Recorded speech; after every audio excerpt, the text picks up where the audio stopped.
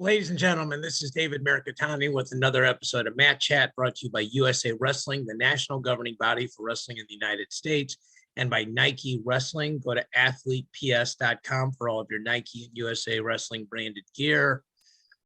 Real pleasure to be joined today by the assistant coach from the University of North Carolina, Jamill Kelly. Jamill, welcome to the show, man. Thank you. Thank you for having me on. I appreciate it. Well, it's interesting. I've known you for a long time, and we have a ton of mutual friends, but one of our mutual friends is Joe Wedra. Yeah. So Joe's awesome. He's the guy now in charge of putting our podcast up, and he'll always send me some feedback about what he liked or saw or whatever else. And he's like, "Have you ever had Jamill on?" I was like, "No." So not only did he suggest it, but he actually gave me some notes on you. So, oh boy. So when something goes slow, I've got some background material to get to. Oh, geez. So my first interaction with you was in junior college. You were at Lassen, I guess what, early 2000s or late 90s? Late 90s. I was there from 95, 97. Okay. And I watched you wrestle there, and I think you took second. Is that correct? Yep. So one of the things that I've noticed from recruiting junior college for a lot of years is sometimes it's better to recruit a kid that you think is talented, but maybe hasn't won everything yet. You know, like I think you were fourth at state coming out of California. Is that right? Right. Yep. And people, I think most people know this, but there's like 900 schools that wrestle in California in one state tournament. So taking fourth in California is like winning it in probably 37 other states, but still technically not a state champion. Let me just start with that, like not having one state and then going on to do what you did. Do you think, I've coached a lot of kids that won state and that was kind of the end of it and they were done. Do you think having not won it kept the fire burning inside of you, or do you think that was sort of irrelevant to your journey? I think definitely, feeling like there was still a lot more room for me to grow and have success in the sport. Since I started so late too, I still felt like there was so much more that I could get better at. And if I did, then, I could have more results. So I think regardless of the outcome, I think I would have obviously continued and still had the same drive. But I don't know. It's a good question. I don't know if I would have wanted, if I would have just been satisfied and been like okay with it. I don't know, but I don't think so. I think regardless, I loved the sport. I was passionate about the sport. I was loving getting better and learning new things and everything that comes with wrestling. So I'm pretty confident that I would have still stayed along the same track. You said you started late. When did you start? Freshman year in high school. So you'd never, like somebody just recruited you out of the hallways? Is that how that went? Actually, I kind of recruited Lassen, I'm old. No, I mean, so at Atwater, like when you started in high school? Oh, yeah. Sorry. So the freshman football coach was the wrestling coach, and he kind of tried to talk me in, just like anybody, he was trying to talk guys into coming out for the team. I was small. I was 4'11", 95 pounds my freshman year in high school. And he was like, "Look, dude, you're not going to make the basketball team. This will help you. This will help you in football." And that's kind of where he had me. He was like, "It's going to help you in football." And it's, I always was doing a sport, so I wanted to do something. And so he got me in the room. And once I got in, I fell in love with it. It's interesting because like most guys, it turned out great, and that's an interesting thing too. Like, you're obviously heavily involved with USA Wrestling. You've coached some multiple staffs. One of the things they talk about is, do you want to have, as a parent, do you want to have the best 8 to 18-year-old in the world, or do you want to have the best 18 to 28-year-old in the world? Right. And also, like, I had Bourmet on the show, and he talked about, like, there's only so much traction on the tires and only so many reps you can do. And the disadvantage of starting as late as you did is most people get their butts kicked early on because you're wrestling kids that have been wrestling since they're 6 or 7 years old. Right. How long did it take you? How long did it take you to be competitive? Just like where you're not getting your teeth kicked in? I went through the normal grinds of anybody that, starts out at wrestling. I had some athletic ability, so I was able to kind of compete, but, I was JV my freshman year, I was JV league champ. You know, yeah, that's right. And then, the next year I was able to make varsity, and I was competitive. I actually, I think I got ranked as high as sixth in the state, and I actually choked at the sectional tournament. We took top 4 in our sections. I lost in the semis and did the semi slide, Right.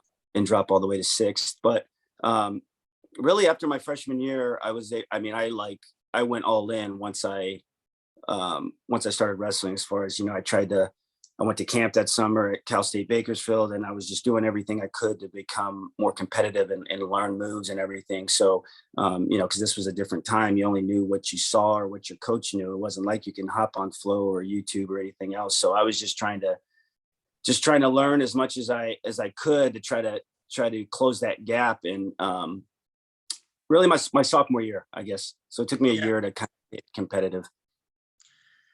So fast forward, you placed in the state as a senior, and you said this, you sort of recruited yourself to Lassen. Tell me about that story, because they always had some superstar teams there. Right. So, California has their own JUCO system, and I knew, there was Modesto, which was 30 minutes from me, and Fresno, which was 45 minutes from me, which would have made the most logical sense. But, I'm reading USA Wrestling magazines and Wrestling USA, and I always, I'd read articles about Lassen Junior College. At the time, they had Kelvin Jackson, who won junior colleges and, then went to do well at Michigan State. So I kind of looked into it more and saw how they compete in NJCAA, and, they have more opportunities to compete with kids across the country, and a better opportunity to get recruited and wrestle at the Division I level. So, I reached out to them and just kind of went from there. Rex and Joe were the coaches there at the time. Is that right? Yeah, Rex, Joe, and Lonnie. Oh yeah, Lonnie Knowles. Yeah, that was a bad dude. Yeah, yeah, like, but a gentle giant, like a really sweet guy. Just like maybe to you guys, but he wasn't a gentle giant to us. Oh, really? So you go from Lassen and you place second there. You actually beat one of our guys in the quarterfinals. So, I'm sure he'll be watching this. So shout out to Mike Ridings.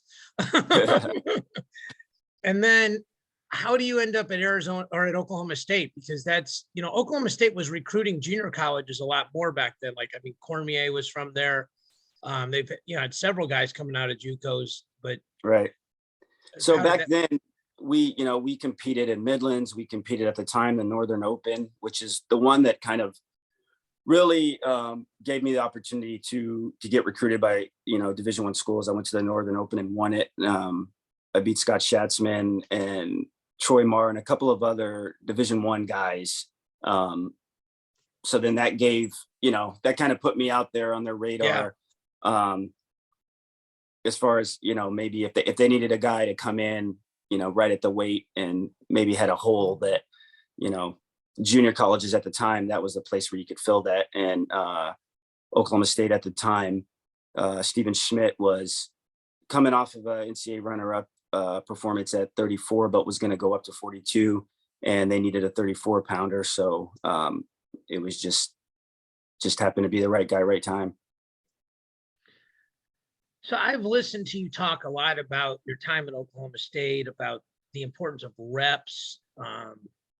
I would imagine, I know Rex and Joe and Lonnie had really good teams. I mean, we coached against them. They were really good at recruiting, and they also had some good advantages with how inexpensive tuition and stuff like that was. But at the end of the day, they're winning, and winning is winning.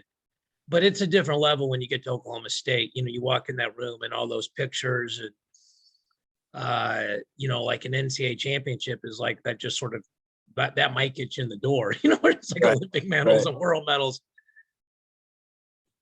You obviously had to make a paradigm shift. I'm always amazed. I was a pretty good wrestler, and I think I almost got in my own way. Well, if I only won this, then I can only ever be this good. And I think if I had to coach myself again, I'm like, what you did doesn't matter going forward. You can do anything if you believe in yourself and put in the work. But for a guy that didn't win state and then didn't win JUCOs to then go to, I can wrestle at Oklahoma State and then go become an Olympic silver medalist, I would say that's got to be, 80, 90% just how tough Jamill Kelly is mentally. But I'd have to think there's 10 to 20% of it in the process at Oklahoma State. We have a ton of coaches and a ton of athletes that watch this, and you're obviously coaching and trying to get your athletes to do this. What is the advice you would give to them to go, how to jump levels? It's tough, right? It's easier said than done. And it's something as coaches, we're always trying to get our athletes to believe in themselves and what they're capable of doing and not worry about who they're wrestling and their credentials and just controlling the controllables. And, I struggled with that. That was the biggest issue that I had in college as far as, not having the success that, I wanted to have and thought I should have. Why Oklahoma State obviously recruited me, that they thought I could have, is that I fell into exactly what you talked about in the mentality that, if they had achieved this or done this, then, they were better than me. Prime example, first I get to Oklahoma State again, this is what you know from USA Wrestling and, things like that. So I go to the St. Louis Open, I wrestle a guy from the OU in the semis. I don't think anything of it. I win 8-4. I go back. I end up winning the tournament. I go back. They're like, "Oh, good job. You beat Leitner, yada, yada, yada, yada, 4-time Oklahoma State champion." OSU was actually recruiting him and he decided to go to OU, which is why they recruited me. So anyway, I'm like, "Oh man, that guy's good." And then the next time I wrestled him, I only won 2-1. And then he beat me 4 times straight after that. And obviously had a great collegiate career. And, the biggest thing for me is that I switched with the mentality that, oh, I'm not supposed to beat him because he's good. And, I started wrestling not to lose instead of wrestling to win. And, that kind of hampered me my whole college career with that mentality. If I was ranked 5th, I'd beat anybody 5th down. But then if I wrestled 4, 3, 2, or 1, I would wrestle with a totally different, mindset. And, unfortunately, I wasn't able to overcome that while I was still in college. So first of all, that's super honest, man. And I don't like to admit stuff. None of us like to admit it, but that was my problem too. But you obviously figured it out, right? Because to me, I love wrestling. Like, I'm sort of a historical dork. I got spreadsheets and all this stuff. And I love guys that wrestled in junior college, because when guys from junior college do well, it's, you guys represent all of us, right? Like, I'm a junior college guy doing a podcast. Like, if that matters, you're like, hey, that guy was one of us, like, I think, and guys in junior, like, it's tough, the travel's not great, people don't think you were good enough coming out. We have kind of have a chip on our shoulder. So we kind of all root for each other in a certain way, I think. At least that's how I feel about it. I mean, I'm older than you. I coached against you, but still, I just root for all those guys.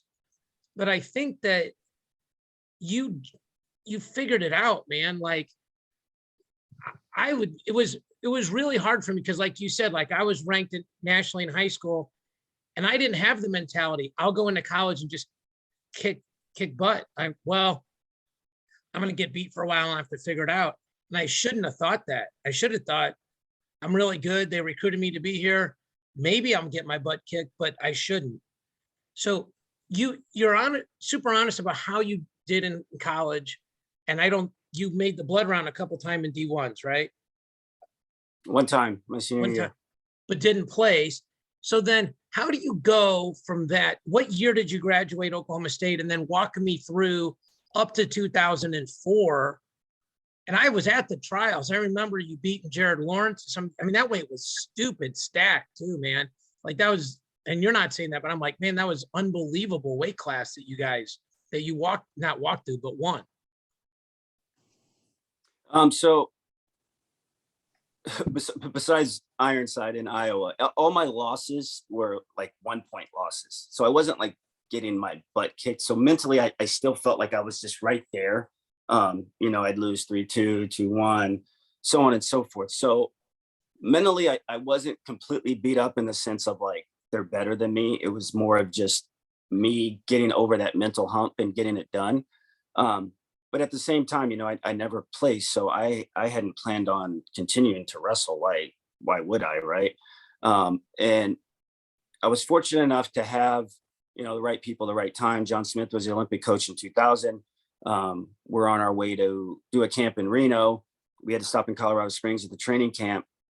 As you know, at the training camp, Olympic team was there.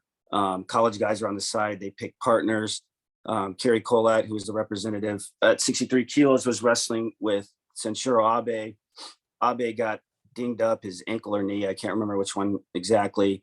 They tell me to go in there. I go in there, do well, don't think anything of it, go to Reno, do my camp, come back to Stillwater, trying to figure out what I'm going to do with my life. And Teague Moore, who was my teammate at the time and a good friend of Kerry Colat's, reached out to me and asked me if I'd be interested in going to West Virginia, where Colat was training at the time, and train with him.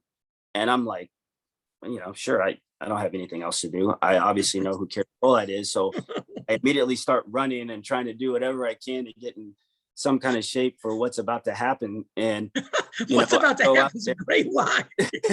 Right. I'm like, okay, you're about to try to, throw me to the lions. But, I go out there and we just, you sometimes you click with people as far as working out and, mentality, and a lot of the techniques and stuff he did, I was used to it and saw it from being in Oklahoma State room, just like as far as his limp knee and just different stuff like that. So we were really competitive, right? So I was giving him a good feel. He enjoyed it and asked me to be his training partner in 2000.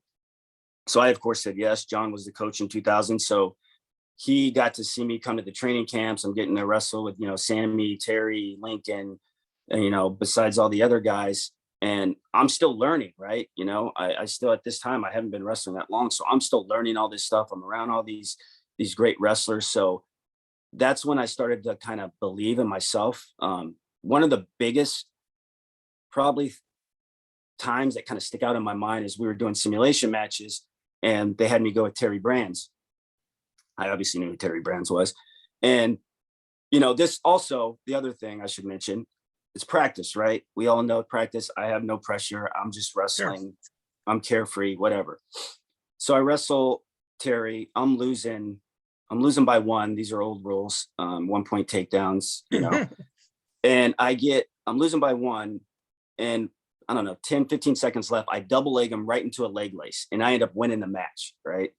And that was one of those like, man, I'm pretty good if I wrestle, like obviously it's a match, it means nothing. But for me, it was one of those like, man, I can do this. And also obviously going to the Olympics, having that whole experience and seeing everything, I was like, man, this is something I want to try to do. And I can honestly say I never thought about the Olympics until I was 20, 21 years old, because it just never seemed obtainable.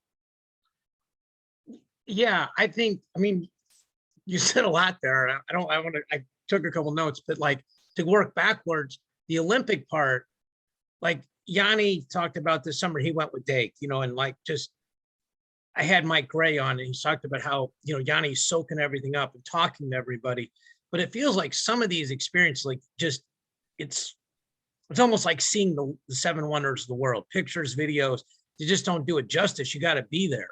But when you're there, it's like one of those, if you know kind of things, right? Like, and if you don't know, you don't get it. Like, you just don't get it. I remember for me, like 15 years ago, I got to sit at a table with like John and Zeke Jones and Rich Bender. And I don't even remember how I got at that table. Hada was there. And I was like, man, my whole life, I've just wanted to sit at a table like this, just listen to smart people talk about wrestling. And all I did was run a tab. Like, I didn't care, because it was like, it's one of those, you'd pay whatever you needed to pay to be at that table, right? And for you to, like you said, to go work with Colat, to get simulation matches with brands. I mean, like Abe was an unbelievable wrestler. Like all the guys you mentioned, like Lincoln, Sammy, all these guys, world class, got all world medals and stuff like that, multiple time NCAA champions.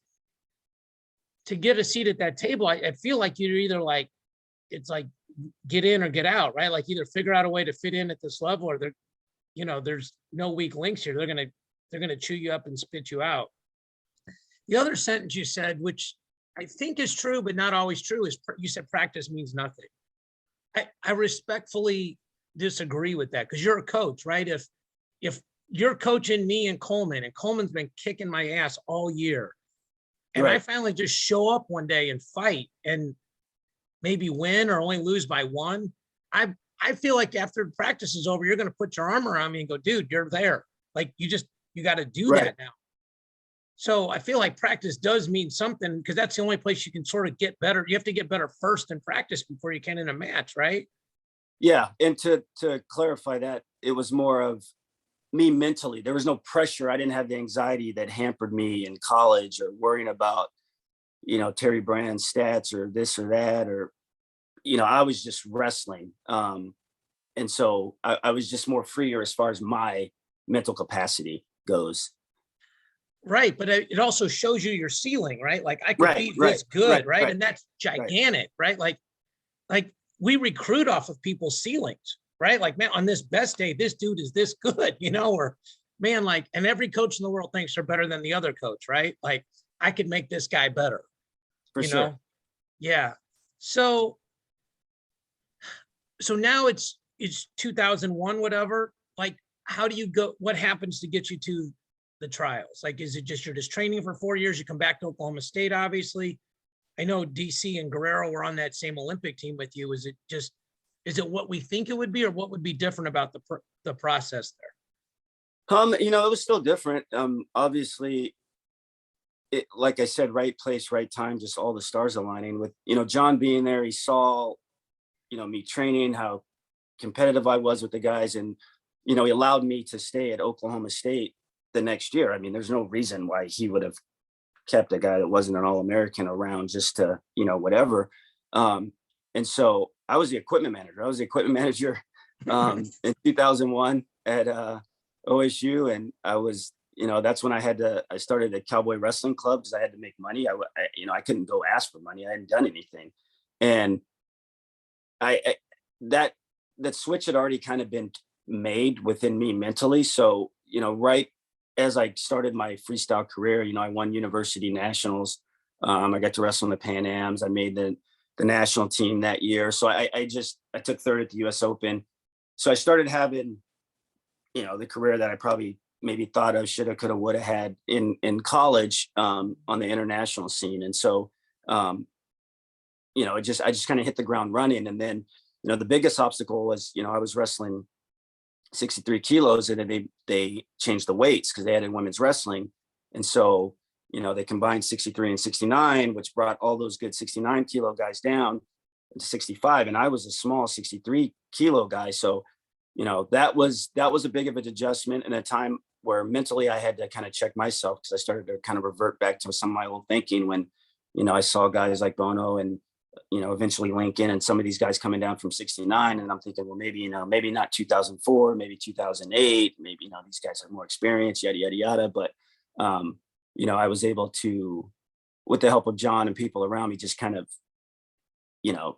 cut that off and continue to think about Jamill and what Jamill can do to be the best that he could be. And, obviously it was, I was very fortunate in being able to continue to work towards the goal ultimately, which was, making the Olympic team.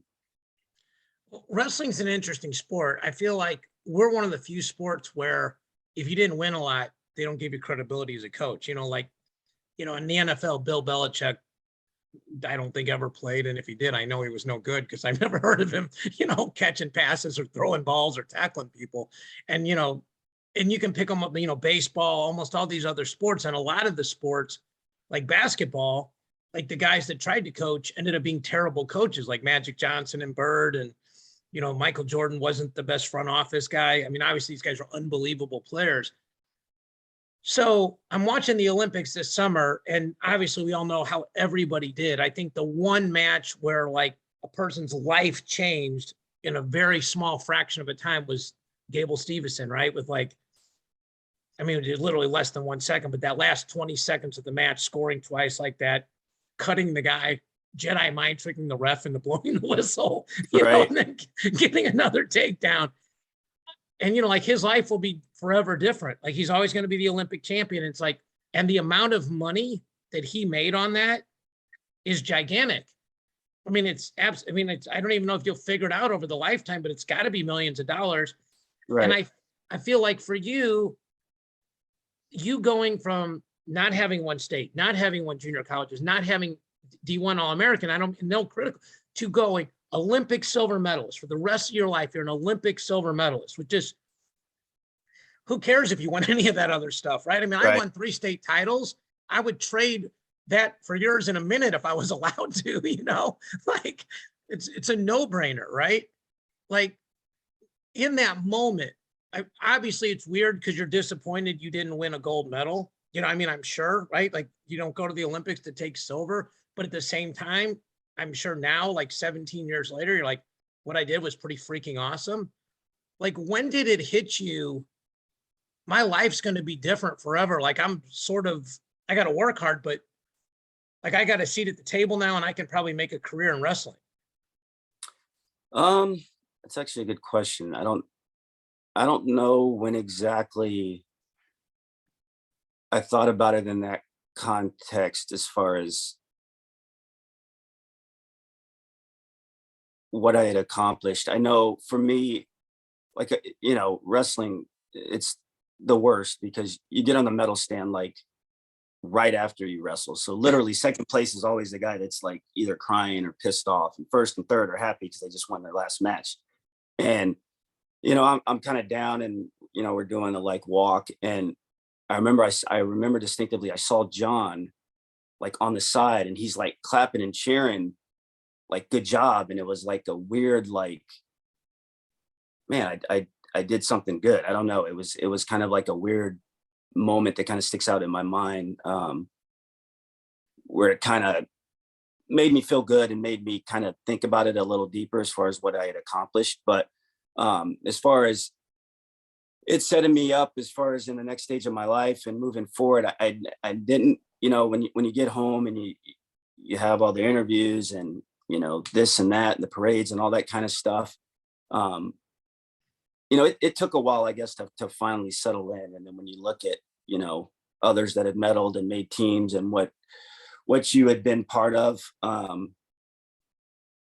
I don't know. I'll have to sit and think of like when it actually like hit me. That's okay. Yeah. Like, It changed your life though, right? Because like you're on the team with Guerrero, who's a 3-time NCAA champ who didn't medal, Daniel, who was a 2-time junior college champ who didn't medal, and you medaled. And like, honestly, I love to gamble, like not a lot of money, but like $10 here, 20. If somebody said, pick one of those 3 guys to medal, the longest odds would have been on you. Like that would have been the biggest payout, right? Like for sure. So, and listen, I'm sure you guys all loved each other and rooted for each other and, grieved for each other when you didn't win, but that's got to be crazy coming back from that. You're sort of like the third musketeer, maybe going out there, and all of a sudden you're the guy coming back with a medal. I mean, right. And it was, that's where I was blessed to have gone through the experience in 2000, because when I got to the Olympics in 2004, nothing was like new to me. I had been in the back room drilling and warming up. I had seen the venue. I had seen it all, so I wasn't completely wowed like the others. Obviously, it's different when you're the athlete, but it still wasn't like brand new to me. And I also didn't have any pressure because of what you just mentioned with the team that we had and all the credentials that they had. I was the last one that was having to deal with media, having to deal with all this extra stuff that the other guys were having to deal with because, nobody expected me to do anything. So it made it, I was a lot more probably comfortable and at ease than a lot of them because of that, I'd say. Yeah, it's not at all the same, but my sophomore year, I had a guy on my team that had won state the year before, and I ended up winning. We both won that year, but like you said, nobody talks to you. They're just talking to the guy, the defending champ, and again, that's 100 levels below, but it does make sense. And the part, like you said, about I was familiar, I've been there. Like, I think that's a reason why you take kids to events as at early ages, even if they're not wrestling, like just go. Like I went to a lot of stuff with my dad as a kid, and like it wasn't as overwhelming. And then I didn't go to the state tournament until my freshman year and almost peed down my leg when they played the national anthem. It's like, I probably should have came here in the 8th grade and snuck down on the floor and just figured out what it was like, So, there's so much here to get to, and I got about 15 minutes. Let's talk about just where you are now. Okay, you coached everywhere. Well, let me go back. It seems like I'm on social, I see things, the Oklahoma State family, the coaching tree. It seems like you guys are all, not all, but a lot of guys are still really close to each other, and you're still really close to Daniel, I would guess, in MMA. Right. What fosters that? Because there's a lot of other schools where it doesn't feel like people are necessarily stay that close to each other. It's I think just the culture in Stillwater in general and at Oklahoma State, not only within the wrestling team, but in general with all the sports teams, the people in the department, just in general, it's such a community that once you're a part of it, you're a part of it forever. And even within wrestling, there's always little cliques like anything, but at the end of the day, we were all in the same team and all just cared about each other. And it just stuck. I really don't have a good answer as far as why we do it, maybe more so than other schools, as far as at least that you can openly see. But I think it's just, we genuinely cared about each other and wanted to see each other succeed, in whatever they're doing. Well, and again, maybe other schools are doing it and I'm just not seeing it, but I know when you guys go to certain tournaments, you see this almost like a family style dinner, and everybody, nobody cares what golf shirt they're wearing from which school. It's all family. Right. It's bigger than that. So real quick story on my side. I was actually one of Guerrero's groomsmen when he got married. And that was right after, it was the week, 2 days after Coleman made the team. They did that crazy thing up in Times Square where they wrestled outside. Mm-hmm. Mm-hmm. He got no sleep, came down, did all his stuff. That was on a Thursday. And then he flew in on a Friday morning, and we did all his stuff, and he got married on a Saturday. But I just remember that's how much love he had for Coleman. It's you just being 100% ready for your wedding wasn't even as important as that, right. Which says a lot about just the character of everybody involved. So I just, anyway. So the staff at University of North Carolina, basically Oklahoma State alums, with you, Coleman, Gary Wayne, and then Ramos is obviously an Iowa guy, and tried to, I'm sure, kind of piss some Oklahoma State people off over the years. So what is that like? I mean, I know Ramos and I don't know Gary Wayne very well, but I know Coleman. You guys are all really nice people, but all come from different places. What's the dynamic like there with all you guys? It's pretty good. I think that's the one thing that I've learned through, my coaching experiences is, it's better to have somebody that's a little different than you, that's going to challenge you and help push you and be stronger in areas and maybe that you aren't as. And, that's one of the things, as we're talking to recruits and as we're, talking to our guys, there's not, between us, there's not a situation that we can't help you with, whether it's on the mat, off the mat, technique wise, just whatever. We've kind of covered the whole spectrum. And so I think that's something that makes for a very unique situation that we have. And, it's been good. I've really enjoyed my time here. So Hardell and I are good friends, and he actually came to nationals with me this past year, and he and Coleman are obviously close, and Coleman came up after O'Connor's match, and you could just almost see the relief in Coleman's body language and his face. We finally have a national champion, right? The recruiting game, it gets dirty and people say whatever they got to say, right. To get that, get that the monkey off your back, so to speak, to be able to do that from your perspective, because I'm sure O'Connor's a guy, he's right around your size. I'm guessing you're either sparring with him or even going live with him, but spending a lot of time with him, working on film, different things like that. How important as a milestone was what happened last year for your guys' program?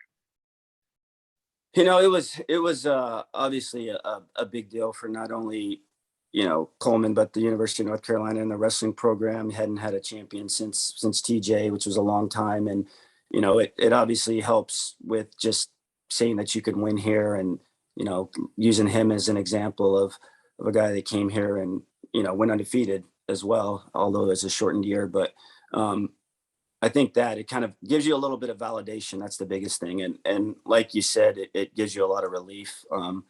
That's the one thing.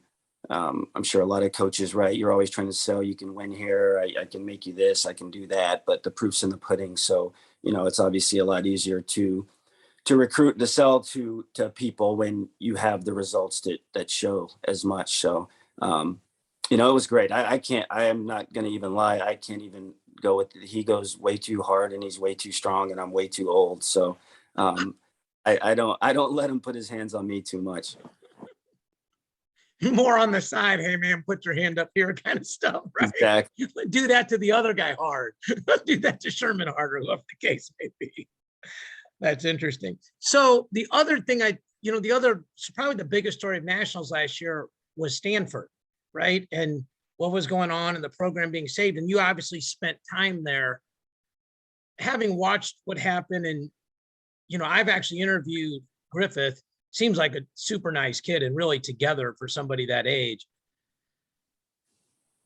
I'm sure you still have love for Stanford as a university and just, California wrestling in general, right? Like you want to have as many programs out there as possible. Right. But when you saw that literally probably be the catalyst for change, I think, and obviously you're a part of BWA and things like that. So on the social side of stuff, and then Weidra has one thing he wants me to give you trouble about, but one thing he wanted to say that was really good is that you work out with Macy Kilty a ton, and you're a huge proponent of women's wrestling. So when you kind of look at the social side, the social aspect of women's wrestling and BWA, and then like programs being saved, where do you see how people like, I guess I'll put myself in your category, people like us that love wrestling, what can people do to help, and what do you try to do to help? That was a lot to unpack. I mean, the Stanford thing, it was obviously, I recruited all those guys my last year. So, I had a good relationship with Shane, Real, Jaden, all those guys, not only with them, but with their parents, and seeing them go out there and compete, despite all the obstacles that they were having to go through was, it was awesome to see. And obviously I had a pulse and kind of, really kept my ear to the ground as far as what was going on down there, and hoping that things would work out for the best, which fortunately it did, as far as them bringing back the program and knowing how much it means, not only for wrestling but the state of California to have a program like Stanford to continue to go, and for kids to have an opportunity to attend a school like that, to continue their wrestling career, and just being a minority, being in wrestling, you want to try to do whatever you can, at least for me, to try to just help grow the sport, right? And in so many different ways, whether that's with women, whether that's opportunities at different universities, outside of, the traditional areas and power. HBCUs, yeah. Right. I think that's the one thing. I think it's,